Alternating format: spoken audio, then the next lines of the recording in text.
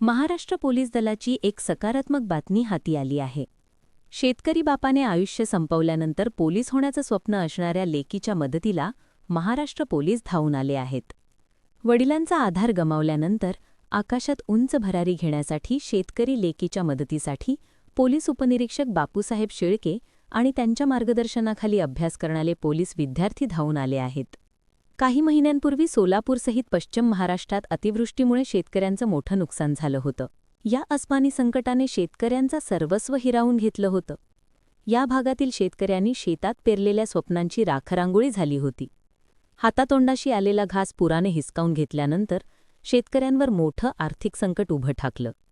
या भागातील अनेक शेतकरी कर्जफेडीच्या संकटात सापडले. याच कर्जाच्या बोजाखाली दबलेल्या 40 वर्षीय शरद गंभीर या शेतकऱ्याने आयुष्य संपवलं होतं. शरद गंभीर हे सोलापूरच्या बार्शी तालुक्यातील कारी गावात राहायला होते. वडील शरद गंभीर यांच्या मृत्यूनंतर मुलगी श्वेता हिने प्रसारमाध्यमांना तिच्या कुटुंबाची मनं हेलावून टाकणारी व्यथा सांगितली होती.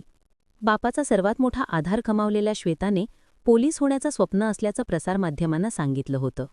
याच श्वेताच्या पोलीस होण्याच्या स्वप्नाला बळ देण्यासाठी बापूसाहेब शेळके आणि त्यांच्या पोलीस विद्यार्थ्यांनी मोठी मदत केली आहे.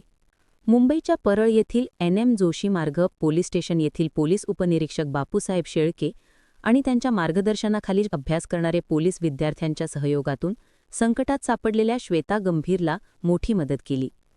त्यांनी इयत्ता 8वीत शिक्षण घेणाऱ्या श्वेताची भेट घेतली.